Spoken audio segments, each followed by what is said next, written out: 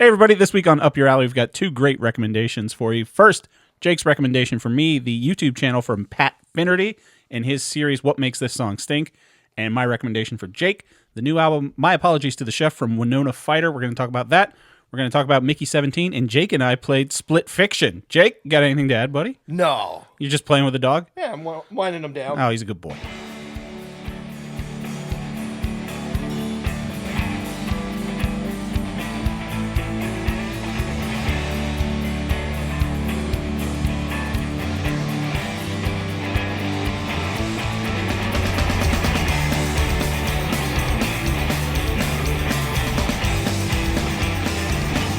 That dog loves you so much and gets so excited whenever you're here. He's a good dog. He's a good boy. Hey everybody, welcome to the show. My name is Taylor Edgar, and with me, as always, is my best friend Jake Baggett. Say hi, Jake. Could you hear him? Yes, I could. He just ate. He just went out. He's just very excited. Say hi, Jake. Hey, buddy. It's a show where we're two best friends. We recommend things to each other. We come back the next week and rate them on a scale of 1 to 3 based on how much it's up our individual alleys. Again, this week we're talking about the album, My Apologies to the Chef from Winona Fighter, and the YouTube channel from Pat Finnerty and his series, What Makes This Song Stink? How you doing, bud? What do you mean again? What do you mean? I said it earlier. Oh. While you were petting the dog, and I was okay. doing the show that we do. There you go. Be sure to like and subscribe. Hey, look at you Look with the at call to me! action right in the middle. So we're recording Comment this. down below how great that was that I did a call to action. Everyone should comment that immediately. We're doing this late on a Thursday because Jake and I were up late last night. We beat Split Fiction. We played Split Fiction. So, I literally thought that it would be... Because I get off work at like 9, get home around 9:30, and I was like, we're going to get done by midnight. That's how close we were to the Hold end. on. What is the dog? Hold on. Yeah, he's... We're going to cut this part. Finish telling your story. No, I'm just going to let him outside. We were very close the last time that we played together, like last week. So I figured that we were at the end, but we didn't get done until like 1:30 or 2 o'clock. No, it was full on 3. It was 3 o'clock when we were done, huh? Yeah, it was. That it was insane. Legitimately 3 a.m. And I'm not complaining about the length. I thought this game was fantastic. No, I had think the time of my life. So, Split Fiction is from Hazelight. Is the studios? Yeah, if I'm not making that up. Yeah. It's their. So it's the main guy, Joseph Ferris. It's his 4th game, but it's his 3rd game with Hazelight. His first game was Brothers: A Tale of Two Sons, which I haven't played. Second was A Way Out, which is a prison break that Jake's played. I have not played. Then it was It Takes Two, which won Game of the Year, which I have not played. I have not played A Way Out. I played It Takes Two. Oh, you played It Takes Two. Yeah. And then the newest one, Split Fiction, which just was released on all major consoles. Yeah. Except the Switch. Can't run the Switch. Yeah. Which I will say, I understand why I can't run the Switch, because this game is gorgeous. Yeah, it's a beautiful game. Unreal Engine did. Yeah. But it was a fun experience. It's awesome. So Split screen done perfectly. Not always split screen. So if people don't know, basically the ethos of this studio is pretty much to make co-op games that are, they have to be co-op. There's no single player whatsoever. So as it works, we're playing online. I'm assuming it's great for couch co-op, but the way it works is I downloaded the game because I bought the game. Jake downloaded the game, and since I own the game, I can invite him to play. He doesn't have to pay for the game. Yeah. Genius. Yeah. Just outstanding from the jump. And it's $50, $10 less than a normal AAA game. Yeah. And Basically $25. yeah. I mean, essentially, I was just shocked at how... Not even, because you could probably play it with somebody else. Oh, yes. I could. If Right? someone else downloaded the friend code, I could play with them, too. Dang, that's cool. Just like inviting people over to your house. Yeah. Like if a listener That's downloads awesome. It Takes Two on PlayStation, or not It Takes Two, Split Fiction on PlayStation, and they know me, I could play with them. Like that's it. Oh, yeah. That's great. Voice chat works great. Probably the last time I had this much fun playing a game with other people was when Helldivers came out. Sure. But Helldivers was a game that now I play with people I don't know, because most of the people I do know don't play Helldivers anymore. And you're just playing with randos. This game I don't think would be as fun or any Absolutely fun not. with a rando. No, I don't think so. You'd have to get lucky. So the whole premise of the game is your 2 characters, Zoe and Mio, Yeah. and just essentially through sci-fi contrivances, they fall into a bubble, and the bubble is stories that they created. They're both authors. And The machine extracts your story somehow. right. It does. It's a real hand wavy, like, hey, this just works. It's We're fine. trying to make a fun game. Yeah. Mio writes sci-fi, Zoe writes fantasy. You pick your character, and you go back and forth between worlds that they created. The split screen in this game is seamless. Yep. To the point where they're different. The game is never boring, just because all the mechanics switch up constantly and nothing gets overused. Yep. I think our total playtime was 12 hours. Yeah, 10 to 12 hours, I would say. Which is just perfect. Amazing. We played over what? 4 nights? 3 nights? Yeah, like I said, the night before our final night, I thought we were like right at the end. Yeah. You know, we were like at the final boss territory. But no, there was a good 3 hours left in that bad boy. Yeah, and it was just one of those things that got to be like 1:30, and I was just like, no, I kind of want to power through this. And we just did. It was fun staying up late playing video games. Yeah. Like I was very happy with it. I felt terrible this morning. Yeah, absolutely. I woke up at like 7, which is late for me, and I was like, I feel like crap. I had to take a nap. But I do that. You have a little midday nap? Uh-huh. Oh, yeah. Nice. I love a midday nap. It was not great. You wake up in a panic. You're like, oh, no. Like, did I sleep through it? Yeah, how long did I sleep? That's awesome. But yeah, I can't recommend this enough. It definitely makes me want to go back and play other of their games. Yeah, I think we'll have a great time with A Way Out. Yeah. A Way Out or It Takes Two. Yeah. Like, either one, since the puzzling was good. This is, so it's not a game, like, I think you can't play this with your kids. Like, it's not that kind of co-op game.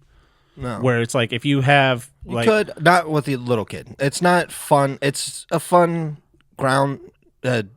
two-player game made from the ground up to be a two-player game. Right, but it's not like like some of the Mario games where they, like in Mario Odyssey, you could have like the second controller control Cappy, or you could have like someone that's pretty much it's not like a Sonic and Tails situation where you know, the second player's just pretty much they're pretending to play the game. Yeah, this is straight up. There's some tricky platforming. There's some fun puzzles. I thought every puzzle was fair.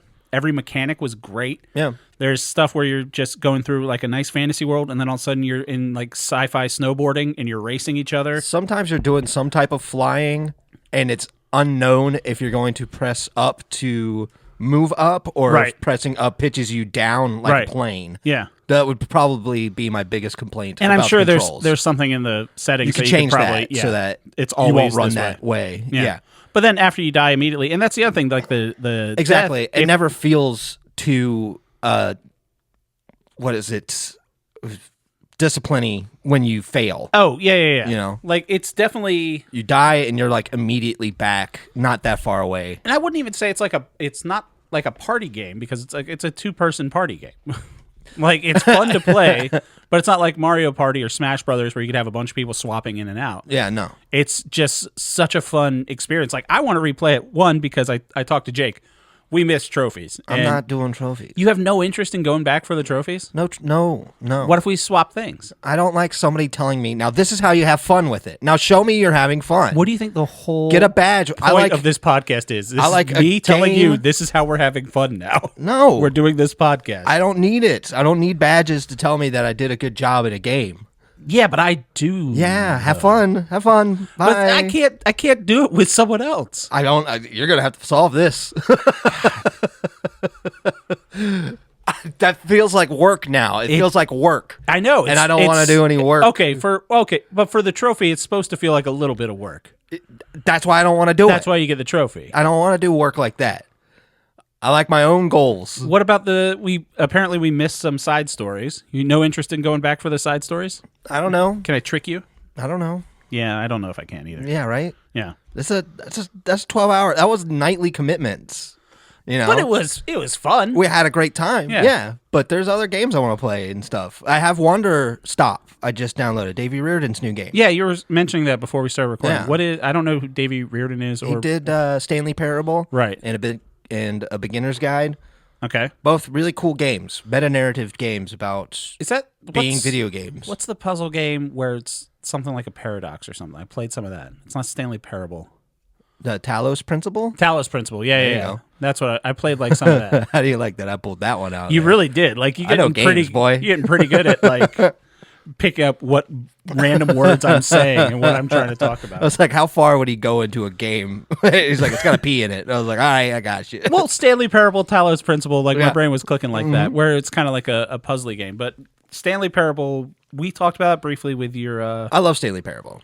Yeah. Yeah, one the I think you Jacob should play Geller it. that you recommended, he talked about that game in one of his. Yeah, because they did Reviews. the Super Deluxe Edition. Yeah. Which is basically Stanley Parable 2 hidden inside of Stanley Parable. Which is hilarious. Yeah. It's a hilarious way He to do things. has fun stuff. This game, you're playing a warrior who trained their life to fight this bad guy, and now your sword is too heavy for you to even pick it up. What? And you pass out in the woods. A guy finds you, and he's like, "Why don't we just have a cup of tea and just chill out?" That's the beginning of the game? Yeah. Huh. So I made a cup of tea, and that's kind of where I stopped because it was 4 a.m. and I was like, "Good God!" Wait, you were playing this after we got done with Yeah. Split Fiction last night? Yeah. Oh, Christ, man. I wanted to play it. I understand. And I like how complicated the tea making is. It's very fun how complicated you have to dry the leaves. You have to plant and harvest the leaves, dry them. Are you playing this on PlayStation? Yeah. Oh, And I'd have to check it out. you have to plant fruits in a hex field in a certain way to make certain fruits so that you can put it with your tea. It's funny because it's very complicated and your character has dialogue options where you're like, why is this so complicated? I love how not 5 minutes ago you said, I don't want the game to tell me how to have fun. And then you said you stay up till 4 a.m. Yeah. making complicated tea. Yes. And planting fruits. Because this game's doing something. I guess. I don't know. I think Split doing Fiction's great. something. So It is good. the first I heard about Joseph Ferris, or the first I ever saw of him, was when we watched the Game Awards last year. Yeah. And he just showed up, and Mr. Game Awards was like, "Oh, well, this guy's not allowed to curse." And then Jeff Keighley? Yeah, he just starts cursing immediately. No, he said, Jeff Keighley said I can say whatever I want. Yeah. And then he started cursing immediately. Yeah. And you see Jeff Keighley being like, oh no. Yeah.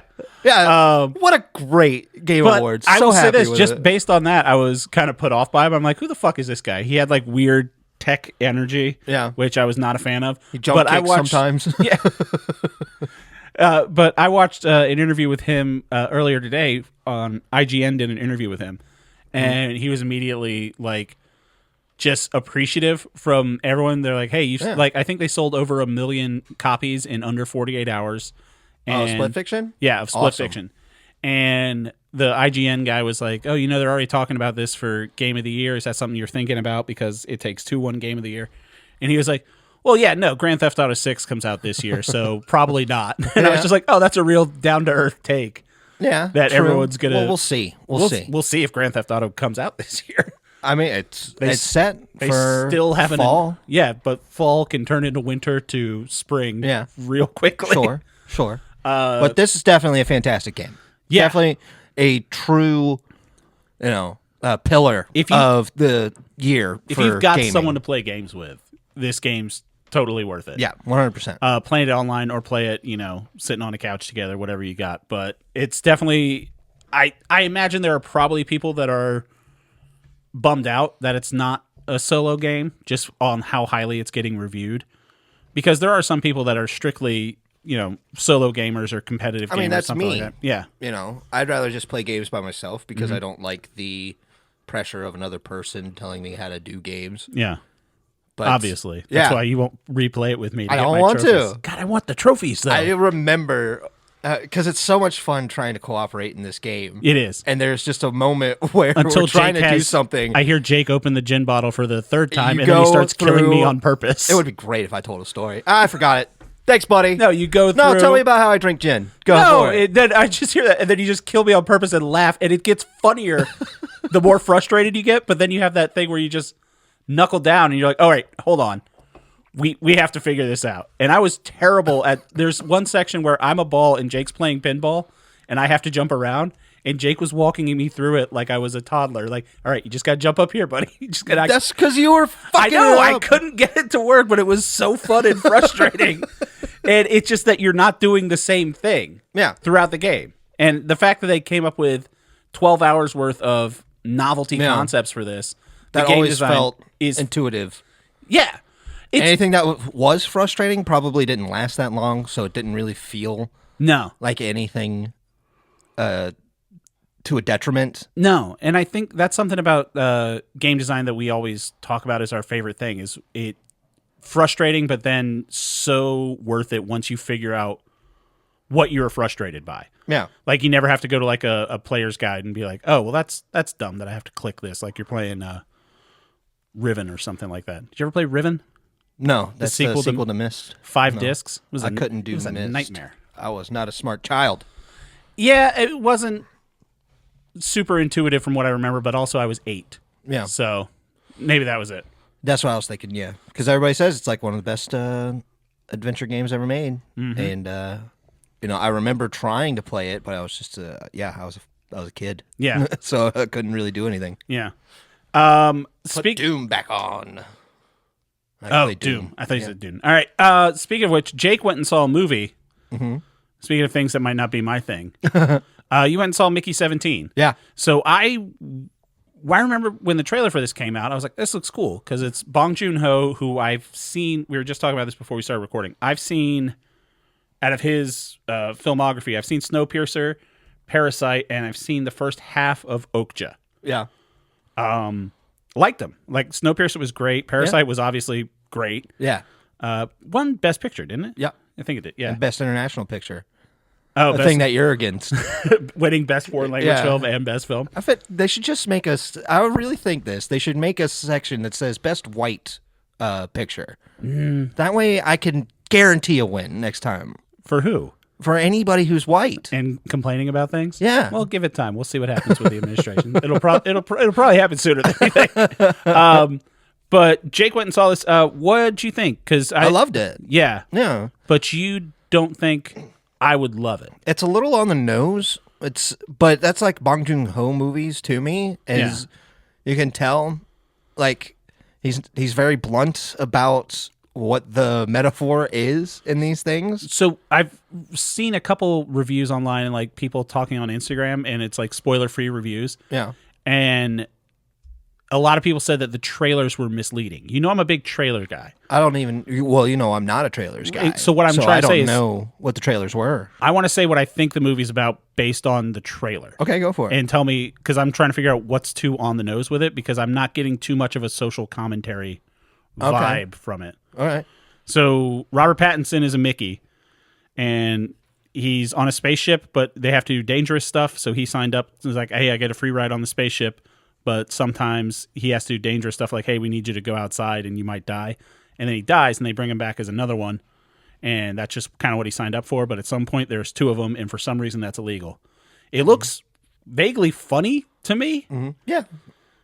But I'm taking it's funny. Is that misleading from the trailer, or no? It's intentionally funny. No. Is my synopsis of the movie a little bit? Yeah, Mickey is a person who's on the run from somebody on Earth. Oh, he signs up for whatever he can for a job off of Earth to run away, and it was a job called expendable on this ship, which is there are jobs that need to be done on this spaceship, and it's going to kill you. Like they gave him like a nerve toxin just so they could watch what the body does while it kills you. And then they just print out another Mickey, know. Nobody else wants to do this job. Mickey just needs the job. Oh, so it's something like... But Mickey 17 goes out on a expedition on the planet that they finally reach, and he falls down into this nest of what they're called creepers. Oh, there's aliens? Yes. And they're like... I'm on board. Yeah, I actually think you might enjoy this movie. Yeah. They think he's dead, so they print off another Mickey. Oh. But he comes back, and if by law, if there's 2 expendables, both of them have to be murdered. Oh. Just because that's weird. One of the guys that made the technology made like 3 of himself so that he can just keep murdering people. Oh, Jesus. So they're like, so anybody who has this power should just live in it to just print off one, like an extra life type of situation.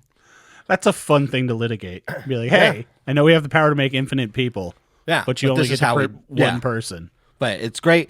Mark Ruffalo steals the show. Oh, really? Yes. His character is amazing and hilarious. Robert Pattinson is just a competent and awesome actor. Yeah. He creates a character. Apparently, he was inspired by Ren and Stimpy to do the voice that he's doing in the movie. By Stimpy or Ren? Both. Oh. Because there's 2 of them.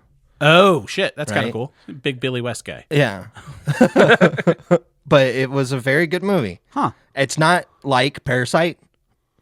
I think Parasite's a offshoot of Bong Joon-Ho type movies. But it's not like Snowpiercer either. It's kind of like Snowpiercer more. It's kind of like Snowpiercer, kind of like The Host more. See, that's the one you said you think I'd like is The Host. Yeah, I love The Host. Maybe I have to watch that because I do love a good monster movie. Yeah, and Yeah. this is like a Godzilla type, but if the monster was like 2 stories high instead of, city styles. It's like Godzilla Jr. Yeah, but if you saw something that was the size of a 2-story house, you wouldn't be like, that's not Godzilla. I wouldn't be stoked. You'd be That's like, for oh sure. no. Yeah. So this movie really takes it and runs with it. Huh. So it's like halfway between like Snowpiercer and Parasite for my frame of reference? That type of style, where it's pretty blatant, the messaging that he's trying to get across. Right, like Parasite, but Yeah, I mean, like Parasite Snowpiercer. and Snowpiercer, You like know? they were on the nose, but it was warranted. Yeah, it was on the nose, but it didn't feel grating, and it is funny. There's funny performances in it, and there's a heart to it. There's a really good story in there. Okay. So I walked away going, this was great. I had a great time. What a good movie. Parasite is an outlier. Parasite is something that just kind of like happened to me. Was Parasite based on anything? I know we talked I don't about Snowpiercer was a French graphic novel. Yeah. Or did he just make up Parasite? Maybe that's kind of the thing, because I know this was a book. Yeah, Mickey as well. 7, apparently. Lost a couple Mickeys there, huh? Yeah. Slip me a Mickey. That's a Which story. means my Mickey died. No, Parasite was story and screenplay by Bong Joon-Ho. Hey, So that was all him. God, that movie was good. that movie was fantastic. Deserves a Absolutely. rewatch. I think I saw that I saw that in theater. after it won Best Picture. Like it was like during lockdown that I watched it finally. This And was it just before lockdown no, happened. but after when I it saw won it. Best. Yeah. Oh yeah. I'm saying when I saw it after And it I won went to D.C. to go see it. Oh, really? By myself, yeah. indie theater. Big Bong Joon-Ho fan. Clearly. Over here. All right. Well, where would you give this if 3. 3 Yeah. hard 3? Hard 3. Nice and easy. Well, things are coming out on streaming sooner and sooner. I don't think I'll go out to the theater for this. I didn't even go out to the theater for Captain America. I couldn't find anyone to go with me. Nobody wants to see it. I know. It's going to be on streaming probably next month. Telling me they make Hulks red now? I bet you they say that. Probably. You I telling wonder if me- they mentioned that he used What to be. is this, Christmas with a green and a red Hulk? Well, Jeff Loeb and Tim Sale proved to us that Hulk was originally gray, and that was an amazing Gray Hulk is cool. Yeah. Did you ever read Hulk Gray by Jeff Loeb and Tim Sale? No. I think I have it right behind you on the shelf. But Jeff Loeb and Tim Sale, top quality writers. Well, it's when they did Spider-Man Blue and Daredevil Yellow. They did Hulk Gray as well. I love blue and yellow. Yeah. You haven't watched Daredevil yet, have you? No, God damn it. not going to happen. No, it's You gave me Andor to watch, sir. Oh, yeah. Have you watched any Andor? No. God damn it. It's on the table, though. That's step 1. Yeah. First I put it in your hand. Now it's on the table. Yeah. It's going.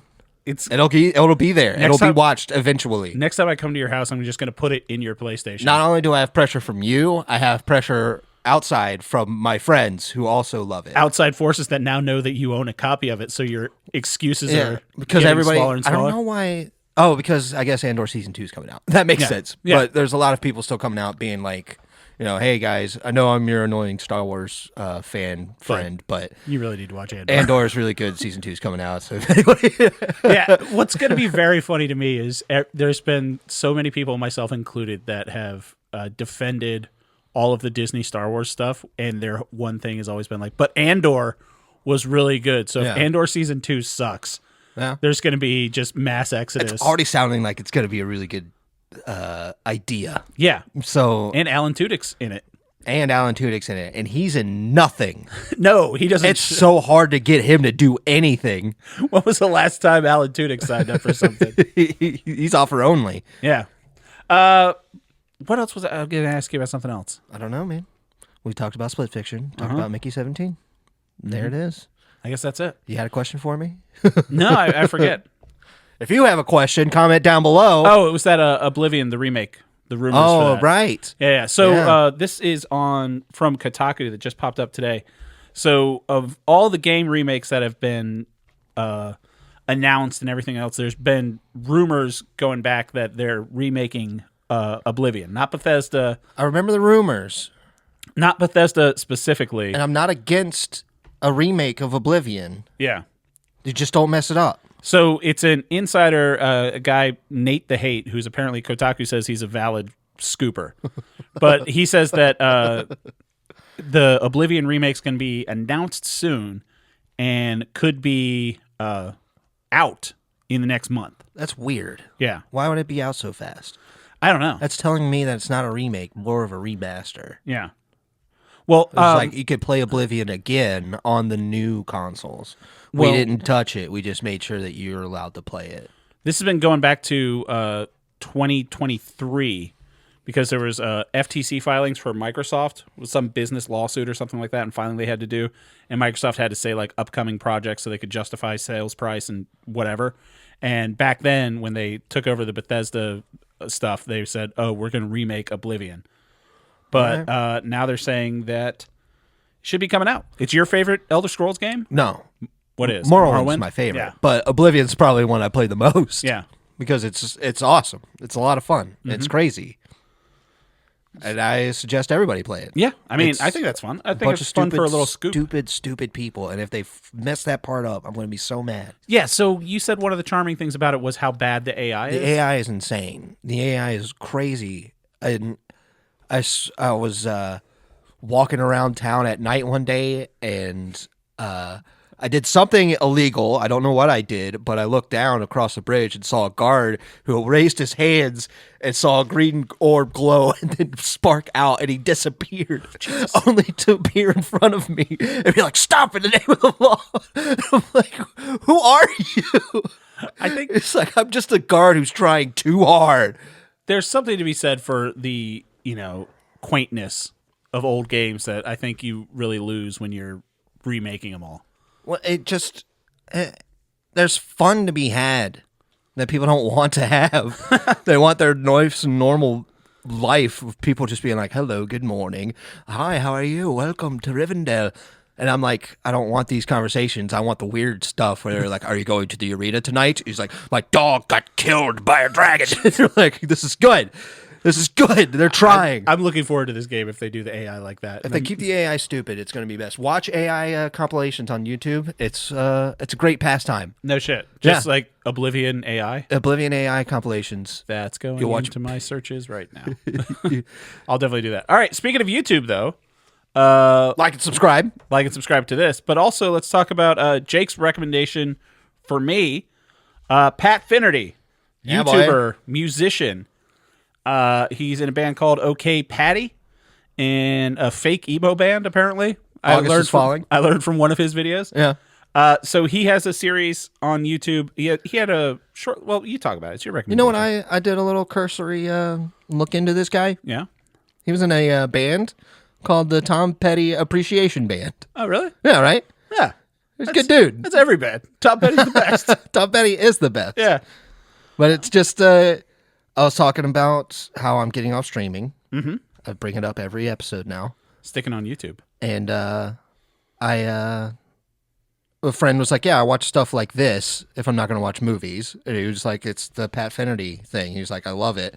So I checked it out, and I was like, "Oh, I love it."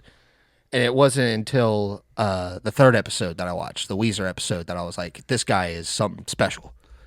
Yeah, this guy, he had, what's it at? It's at like 9 parts. His 8 or 9, yeah. 8 or 9. The one you recommended about Weezer. Yeah. The whole premise of his show, What Makes a Song Stink, is he takes a song and he tells you why it stinks. But he's very funny. He's very well educated and talented as a musician. He's clearly a lover of creative music. He loves music. Off the bat, he's a combination of 2 other people that you've recommended to me on YouTube in the course of this show. Yeah. Which is Dan Olson from Folding Ideas, because Dan Olson started doing like reviews of bad movies and things like that with his knowledge of being a editor and knowing about cinematography and writing and structure. Like he did all the 50 Shades of Grey stuff. Yeah. Hilarious. Like just hearing someone that educated break down that had big vibes of that. And then also the internet comment etiquette with Eric, just like the humor and everything like that. Just well written, well shot. One thing that I would say that I would compare him to is Bobby Fingers. Mm-hmm. He does something where he gets a wild hair up his ass about doing something, and he just ends up doing it. Yeah. One of my favorite. Well, I haven't watched them all. I've watched. There's videos he starts up, or he's like, I just want to answer some questions real quick. It's like, people are saying that these videos are too long, and can I cut them down? He's like, these are cut down. I cut these down. He's like, I went on the roof of a Boston market to play the guitar, and I had to cut that. He's like, I trespassed, but I had to cut it for time. I was like, that's a guy who's like, okay, I got this great idea. I want to go try it. Yeah. He's he's definitely great. Which ones did I watch? I watched the one you recommended, the Weezer one. Yeah. About Beverly Hills, which hilarious commentary from him, and he kind of hits the notes in that I'll talk about in a minute. I watched the one about Jason Aldean, Try That in a Small Town. Yeah, dude. And I watched the first one about Superman by Kryptonite. Oh, and All Summer Long, whatever, by Kid Rock. Yeah. And how much that song Oh my sucks. gosh, dude. Yeah. He plays the guitar solo out of key. So, yeah, perfect example of why this guy's great and the reason his comment... Because there are a lot of... not really even commentary channels, just people showing clips of stuff and being like, this is dumb. Well, yeah. And this sucks. But the fact that that Pat is so talented as a musician... It doesn't feel like he's trying to shoot down expression or saying, like, if you like this song, that's fine. You're a bad person for liking... He's not saying to say... But he's like, Kid Rock, he's like, he got $1 million for this song. That's something he like, points out in that song. He's like, but this is like a fundamentally bad right. performance. He shows his work, essentially. Yeah. And he points out that but he comes at it with guitar compassion. solo in that Kid Rock song is played in the wrong key. And for proof of that, he gets the dude from The Darkness on like a Zoom chat and shows him. He's like, hey, play your solo from I Believe in a Thing Called Love. And he plays it. He's like, now play it 2 frets up. He plays it. And he's like, see how bad that is? He's playing this song. And then he plays the song in the right key. He's like, it's not great, but it's better. Yeah. Like, how did you do that? But yeah, love him. Pat Finnerty definitely gets a hard 3. Absolutely. That's an absolute subscribe. I can't wait for anything else that he does. I've watched a lot of stuff. He did a song because he was on hold with the IRS for like hours and hours. I know that game. He ended up writing a song to the music. He wrote a John Mayer song. And when she answered the phone and said that he couldn't... It's popped up right here. Hold With You, making the John Mayer's new song with the IRS. He made the lady listen to his song that he wrote. God, I didn't... And he was like, I'm not mad at you. I'm mad at the system. He's like, do you want to hear my song? So when he's talking about Beverly Hills by Weezer, that one, first of all, excellent choice for that. Because if I had watched... Like the Kryptonite one was episode 1, which was like, I think 4 or 5 years ago. I don't know. When he started this series. I thought it was 2 years, honestly. Regardless. But it was a while ago. Mm-hmm. And he brings up in the Weezer video that he's like, I need more amps behind me to be a YouTube guy, and I need a better camera. Yeah. And I need lights. And he just kind of shows it, and you're just like, that's fucking really funny. Yeah. How he's thinking, how do I become a better YouTuber? I need more amps behind me. Yeah. And I need a Marshall amp behind me. And then someone brings him a Marshall, and he's stoked about it. Dr. Dog. He's talking to Dr. Dog the whole time, dude. Yeah. What a great band. Have you listened to them? Yeah. Hell yeah, dude. Yeah. And he's just a Philly guy and has a bunch of videos where he's talking about, he just goes out to his neighbors and records them. Mm-hmm. And like in the Kryptonite video, he's like, I bet I could find some random people on Instagram that could sing this note better than this guy. Mm-hmm. And he finds 2 people on Instagram and gets them to sing it. One of them asleep. He's like, can you wake your boyfriend up to see if he can hit this? Try to get that D. Yeah. So when he's talking about Weezer, he specifically the song Beverly Hills off of the album Make Believe. Yeah. And I really liked where he came at from this one because he's a little older than us. Like he's 40? He's 40, but he was talking about how he was 13 when Pinkerton came out. Yeah. So right then I'm like, oh, okay, I wasn't 13 when Pinkerton came out. Yeah. First time I heard Weezer, I think I've told this story before, but we got a Gateway computer and it had a CD-ROM and it had the Buddy Holly music video on the CD-ROM in like horrible, whatever compressed it was back then, bit like rate, 32-bit Weezer video, but it was fun. And Make Believe came out, what was that, 2005? I remember when that song came out and just being like, yeah, this isn't great. Yeah. But the way Pat talks hated about it. it to review it is he was like, and he's trying to figure out why he doesn't like it. Yeah. And puts forth, he's like, here's El Scorcho and here's Sweater Song from Pinkerton and Blue Album, respectively. 2 great Weezer songs. He's like, they're kind of the same. And look, if I sing Beverly Hills over El Scorcho, it's a better song. But if I sing the Sweater Song over Beverly Hills, it's a bad song. Yeah. So he gets into the nitty gritty of specifics of why. I like it when he does get into the music specifics and keeps saying Beato. Yeah, who's another... Beato is a guy who's trying to do guitar lessons, but he's very, very technical, so it's kind of hard to keep up with him. Yeah. So when he's just doing the fifth and hitting this, and he's like, Beato. He's like reminding himself, I'm getting into a realm of understanding that people are a little pushing back against. Which I think is a great part about some of the YouTube creators that you've turned me on to, is the more you get into their channel, the more inside jokes like that you get, especially people like the internet comment etiquette with Eric and not so much Dan Olson because he's not like funny haha, but just other creators where you get the references going back further and further. And that goes back to the internet from like days of... That's just like, comedy in general, man. It's a great way to build a brand. Exactly. And just an easy laugh. If you're not watching, against it at all. One of the best, honestly. Yeah. Well, it's like if you're a Monty Python fan and then they have a musical about King Arthur called Spam-A-Lot, you're like, why is it called Spam-A-Lot? But it's like, if you know Monty Python, you get why they're talking about spam. Sure. Because that's a Monty Python thing. Just like the little Beato in the Weezer video, I was like, I don't get that. And then I went back to the Three Doors Down. I'm like, oh. Yeah. Because I had no idea who that dude... Yeah, same thing. Who that dude was. I was in the same boat. But yeah, can't recommend Pat Finnerty enough. Did you watch the Lenny Kravitz Bowl? No, that's next in my queue. That one's really good. Yeah. What I love about it is he's just got nice, normal people who are on different teams for American Woman or Fly Away. And it's just normal people that are like working on like building a house. They're just like, no, Fly Away is the worst. And he's like, shut up, you know, American Woman is the worst. I was like, that's the stuff I like. He just goes out there. He's like, would you guys say something about Lenny Kravitz? He did have one man on the street where he interviews a guy wearing a Metallica shirt. And he's like, oh yeah, who's your favorite band member? The guy's like, oh, I don't know. And he's like, what's your favorite song? This is your favorite song. He's like, oh, you know, from the first one. He's like, did you buy that shirt at Target? And he's like, yeah. Yeah, he just starts walking away from him while he's explaining stuff. But good bits. Good bits. There's Lenny a bit Kravitz about has got really good bits in it. I'm too. sure it does. Yeah. He's definitely someone that I'm going to go back and watch his whole catalog. His whole bit's about measuring his garage so he could fit a hot tub in there. Yeah, man. And he gets it one to fit perfectly. He calls his plan to get a hot tub a simple plan because he's doing a emo punk band thing. Right. That's amazing. Great bits. Great bits all around. Well produced. It's definitely fun to go back and watch his earlier stuff and see. And same as like Dan Olson.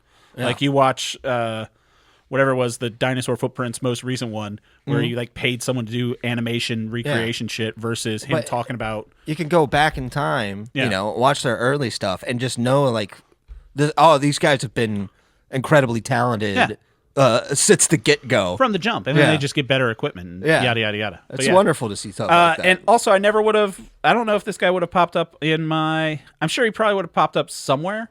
I don't know if he's got 212 subscribers, so or 212,000. 212,000 subscribers. Well, good luck to you, Pat, because I think you're great. I think he deserves. You know what? He's getting 213 because I decided I'm just going to subscribe to him right now. You're not subscribed to him? Of course I am. You got to subscribe to him 1,000 times. He's got 212,000 subscribers. Yeah, he's doing great. Yeah. My always my bellwether for YouTube subscriptions is a channel like. Because when I'm comparing, like, oh, this person has this many subscriptions, what that means. There's a channel that I love called Nerd of the Rings, and it's just dorky Tolkien things. Like his most recent video was 12 hours of Gondolin, or the 12 Houses of Gondolin. Explained, and it's got 82,000 views. He's got 1.2 million subscribers. Yeah. So when I see like people that are like find a little niche in YouTube, I'm like, there's a market out there for anybody. But Pat Finnerty, he's a hard subscribe for anybody. Absolutely. Yeah, definitely check him out. All right, speaking of music, it's the music episode. My recommendation for Jake, the album My Apologies to the Chef by band Winona Fighter. So how did you find this band, sir? So Winona Fighter popped up it was either last year or late 2023. Just in my Spotify DJ, popped up a single of theirs, Hams on a Glass. And I was like, this is great. And I wanted to recommend it to you then. No. But it was just a single. And I was like, oh, they don't have an album out. So I put up a Spotify alert, and I'm like, I want to know when their album's coming out, because their website said, they're doing the album. They went on tour, I think, last summer with, like, Offspring. It was like an opening act. And I was just like, oh, okay, that's cool. And the album came out in February, last month. I'm just a sucker with no self-esteem. Yeah, basically. Oh, way up. Listen to it. Winona Fighter is a trio out of Nashville. Frontwoman Coco Kinnan, lead guitarist Dan Fuson, and bassist Austin Luther. Just great rock and roll. Put it on from the beginning. Hams on the Glass, again, was the first song that I heard. And comes out swinging with the opening song, Jumper Cables. Their songs are they're fun names. It takes you back to, because they're kids in their 20s. I mean, they're not kids, but they're younger than us. They're kids. They're younger than us. They're kids. They're not allowed to rent a vehicle. You're a kid. That's fair. They also probably don't have to because they're rock stars. But you think they're rolling in it? They're great. I mean, they're traveling with Offspring. You think Dexter, Holland, and Noodles are making them rent a car? You don't think Noodles has bus money at this point? They're like, we'll rent it for you. Yeah, pretty fly for a white guy paid for 3 buses last week. What are you talking about? I listened to the whole record. I really liked it. I thought it was great. It was nice to see them like put out a whole album, and I was like, wow, I really enjoy this. It's great car music.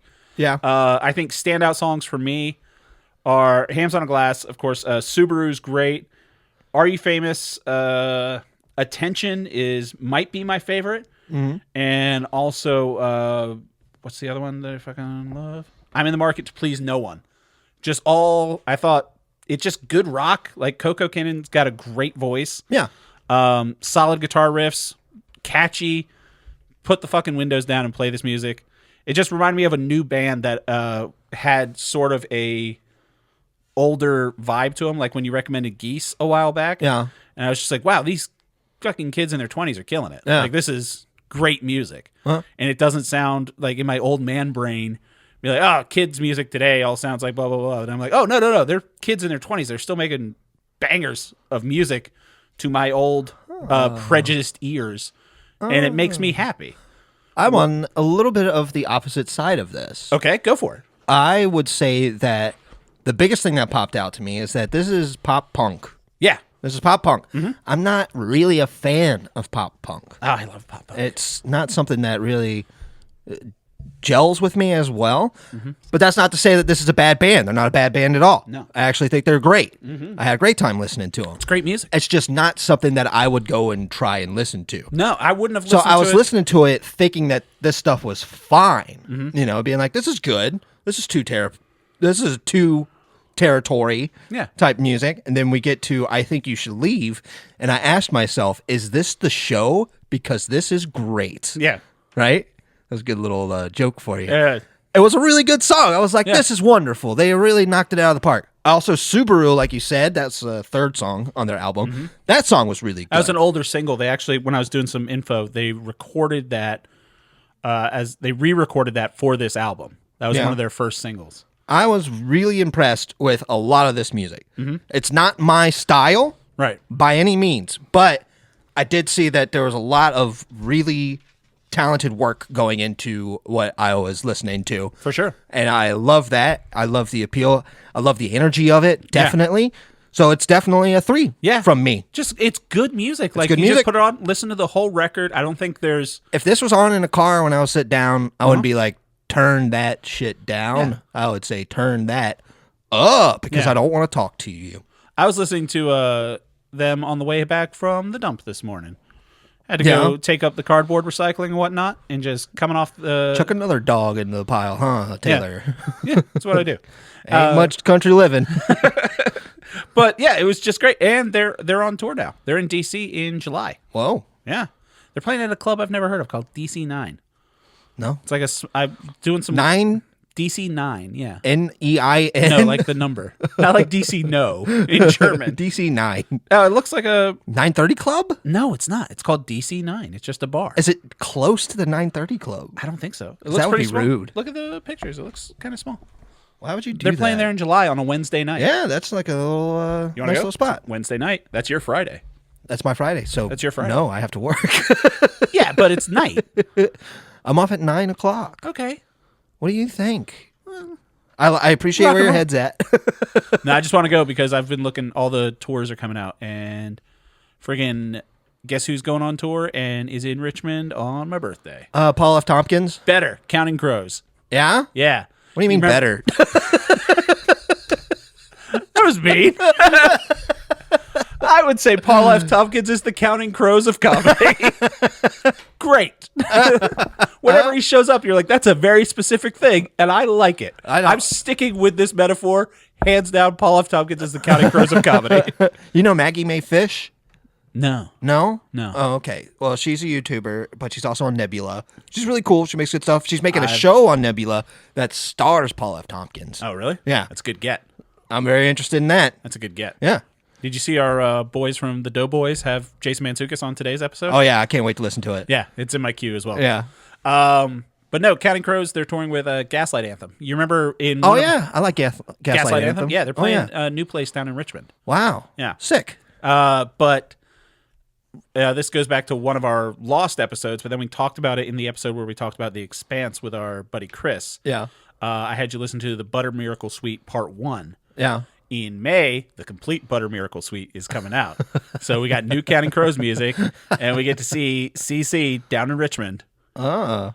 That's a Saturday. That's your Sunday. There you go. I'm down to go see Counting Crows live. I can watch Counting Crows. I hope they play the song from Shrek 2. I hope Courtney Cox is there dancing.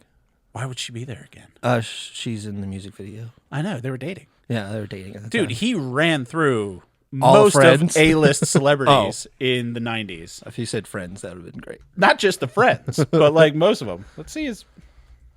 You're looking up how many girls did Counting Crows date? Yeah. Not Counting Crows, Adam Duritz. Like, I have respect for the man. Oh. Yeah, that's me, not respecting. Courtney Cox, Winona Ryder, Jennifer Aniston, Laura Flynn Boyle, Speaking of Winona Fighter. Christina Applegate, Emmy Rossum, Mary Louise Parker. He's doing well. He's doing well. He's doing well. He's doing well enough for Mr. Jones and himself. It's enough for two people. Oh, man. This went off the rails a little bit. But Yeah. I do love Counting Crows. Yeah, that's I'm getting excited for live music and stuff coming up. I'm going to see a show at the Improv next month. Yeah? Stoked for that. Who? Kyle Kinane.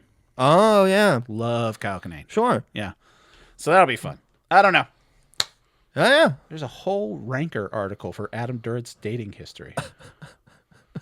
You can't wait to read it. Yeah. You're the one that Googled it, bud. I bet you there's a Watch Mojo for Adam Duritz. I am so far away from this type of content. I don't know who's dating anybody. I know. Especially My friends Adam come to Duritz. me and they're like, I'm getting married next week. Who? To I'm like- Adam Duritz. I'm like, from Counting Adam Crows? Duritz? Does he still have those They're dreadlocks? like, yeah, you're my best man. What are you talking about? I'm like, I am? I'd be so jealous if you got to meet A. Durs and I wasn't there. I'd be upsetting to me. I would be very I'll be very happy to make sure that you stay far away from him. So yeah, thank you everybody for listening to the show. If you want to get in touch with the show, you can send us an email to upyouralleypod@gmail.com. But first, let's find out what we're going to be talking about next week. Jake, what do you got for me? You gave me a pop punk band. I want to give you a pop punk band.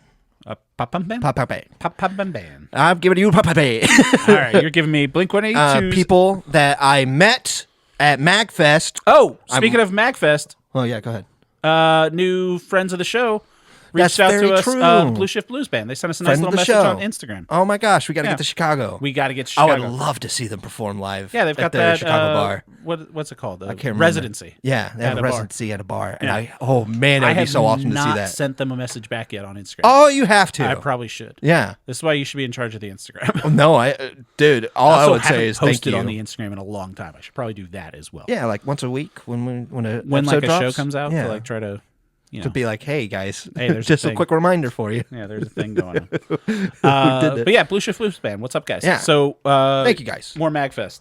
Yeah, MacFest. I went and I met Lemon Boy, Okay.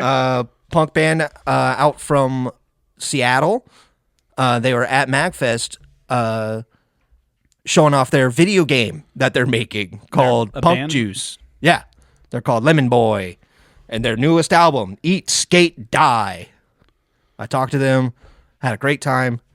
They're funny, but more importantly, they thought I was very funny. Oh boy, Yeah, they sound like good people. they were. They were very fun. Eat, Skate, Die 2024 album by Lemon Boy. 2 words on Lemon Boy. Yeah, Cool. Yep. I'll check that out. absolutely. For you, I'm of two minds, but I think I'm gonna go with Chocolate. How'd Let you me know? review chocolate. Let me just, Review chocolate. yeah. Well, we're in egg season for Reese's, so that's just That's too much. It's not The egg prices are out of control. Dude. no. Reese's eggs. I was doing a joke. I understand. No, I just had to buy eggs.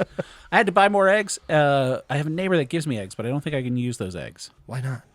Because you're for the because business. Even though they're great eggs, they but might those, die. Those are eggs for me. Those are my eggs. They're blue eggs. blue eggs. Yeah, maybe you can't use those. Yeah, like a cuckoo in Zelda. But yeah, I'm going to give you a movie that just came out on streaming. I know we talked about it when it was released back in December. Neither of us saw it, but I'm really curious. Have you seen it? Yeah, Okay. I'm really curious as to your take on it. Oh, okay. It's available to stream now on Max, and it's called Lord of the Rings: War of the Rohirrim. Okay. Yeah, my friends got that. Yeah? I can probably watch it off of them. Yeah. I'm really curious on your take. It's going to be great. I have opinions about it. It's wonderful because I have seen the Lord of the Rings trilogy So many times. once a year, going back 5 years now, Yeah. 6 years maybe, So this is and I can't retain anything that's about fine it. because Well, that's what it's going to be fun because it's going to be like, yeah. some of this should mean something to me. It's just one of those things. I want to talk with you about this. And Yeah. the other thing I wanted to recommend with you that's really good and people should still watch it is the documentary Chaos on Netflix about Charles Manson murder and how he was a CIA asset. I hear that it's actually a really good. It's really good, but honestly. I think it's one of those things where you're just gonna be like, oh yeah, it's horrible that all those people died Yeah. and the government was involved. Charles Manson was a bad guy. He was. So is the government. Yeah, I mean, was the government. Yeah, the government's great now. Now it's fantastic. You love the government right Now now. it's just great. We're doing Tesla commercials just right in front of the White House. Like, that's so fucking cool. It starts at $30,000. What are you waiting for? Yeah. And then Hi, this is your president, this is a Tesla. and this Did you hear he said President's Day Tesla? sale. I got a Tesla for you for $30,000. And then here, okay, Yeah. I might cut this out, but fucking like they're on like Fox News, like fucking Big Head Hannity is like, I'm gonna give away a free Tesla. Tesla's such a great car, you should buy a Tesla. And it's like, fucker, we remember when you would just like go all out of the way of using a homophobic slur to describe anyone that would ever think about getting a hybrid, let alone a fully electric car. But now you're saying you're a patriot if you buy just because it's a big fucking the ugliest goddamn stainless steel car that's ever been invented. Like Teslas are cool, and No, like, they're not.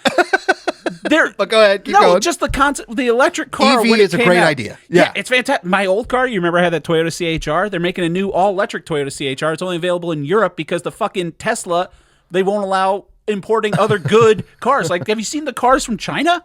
Yeah, they look great. They're like Have you seen the Chinese version of Cybertruck? and they're like $12. Like, and they're great, and they're fucking fantastic. And now people are saying like it's this weird shift where all the hippies had electric cars, and Yeah. now like the neo Nazis are like, look how great this electric car. Yeah. Like, do you? I feel like I'm losing my fucking mind sometimes watching the news, where Yeah, I'm just buddy. like, do you guys not remember the shit? Like, I remember what you said before, and now you're just saying the opposite. Nobody has a basis. Nobody. They just like winning. We've Win. got 15,000 subscribers, probably 32 of which are real people, and the rest of them are robots. But if I came on this podcast now, it's like, I'm going to tell you why Ben Affleck sucks and Banjo-Kazooie is the worst game ever invented. I would want people to be like, hey, why are you saying the opposite of the thing you said before? And if the answer's money, that's fine. But just tell us the answer's money at this point. A lot of it, it's like, just say that that's what you're doing. Just say it. I would respect it more if you just. This was a weird rant to turn on. And I forget how we got on this track. I don't know, dude. You got hot. So we're watching. I've been just thinking about it. It's because today. it's really funny that the president's doing commercials, doing bits it's for insane. a shitty car, and then he says he's not allowed to drive. It's like it's probably good, probably good. Joe Biden drove stuff. I don't think he should be allowed to drive either. Not because he's the president, because he's 1,000. I don't think any president should drive. Laura Bush shouldn't drive either. Look that up. Bro, he popped, dude. I don't know what caused that. I think it's because I don't know. I think it's just because it's hard to talk about this stuff right now. It is, and sometimes it just kind of wells up on you. And you're just like, what the fuck is any of this? Yeah. So I'm going to listen to Lemon Boy. It's so funny that they're like the shittiest vehicle possible they have to buy And to it show sucks. solidarity. It sucks. And It's good for. It's funny for me, It's funny, but it's just like, why is it? but it's unbelievable if you put actual like stock in reality. This is horrible. right. But it's like if fucking Lockheed Martin bought out Whole Foods and they're just like, hey, we're here for the kale. It's like, weren't you just bombing people like 3 days ago? And they're like, nope, all kale now. Yeah. Don't know what you're talking about. It's been wiped from the records. Yeah. Like the fucking, did you see they took off the pictures from the Department of Defense of the Enola Gay? Yeah. Because they found and replaced the word gay. That's the thing. I'm not great with computers. I think I'm better than computers people are in the government. And I just refer to them as the computers people. I'm better than the computers people. I can control F things. Sure. Well, it's amazing that, it's just, it's horrifying and horrible. Yeah. To want to delete your own history. That's showing cowardice. Yes. And like all the stuff we said about Banjo-Kazooie. How it rules. it's good. It's just... It's so dumb. It's frustrating to pretend So like dumb. you're not a bad person. Mm-hmm. That's the weirdest thing. Yeah. Pretending like you don't know that you're doing the bad stuff. That's the weirdest part to me. Just say that you like the bad stuff. It's also weird to have 14 kids and only hang out with one of them. Well, because the other ones are too heavy. You can't use them as a human shield. That's my favorite rumor. All right, we can't talk about that. Fucking, I don't want to be Mr. Do Your Own Research, but fucking, it's because we talk about Charles Manson. That's why I'm glad we did. So what are we doing? We're going to Google MK Ultra and read about that for a little bit. Everybody listen to Lemon Boy. Everybody check out We're going to watch. Warring. So it's based in the Peter Jackson Lord of the Rings universe. But it's set in a time of Helm. The Second Age. It's a Helm Hammerhand. It's about the Rohirrim, Helm Hammerhand of Helm's Deep. Yeah. It's about him and, that age. And it's done in an anime style. So I thought this would be interesting. And the world's on fire. Yeah. How about yours? That's the way I like it. That's the way I like it because I'll never get bored. Another Shrek reference. If you want to look up, what's that band called? Lemon Boy? No. Counting Crows? No. Winona Fighter? All-Star. Smash Mouth. Smash Mouth Drunk. died. Look up Smash Mouth Drunk. Okay. That's very funny. If you want to do some searching, try to look up Smash Mouth Sober because that's probably a harder video to find. He died, R.I.P. He did? Steve Harwell? Yeah, he died like last year. I know so many names of 90s lead singers. Holy cow, I didn't know he had passed on. Steve Harwell and Adam Duritz both getting shout-outs this episode. Wow. So yeah. Like and subscribe to that channel. This took a turn. I don't know what happened at the end here. So we're going to watch War of the Rohirrim, and we're going to listen to Lemon Boy, and we will be back next week. Jake, love you, buddy. Thanks for coming over. Love you, buddy. Bye.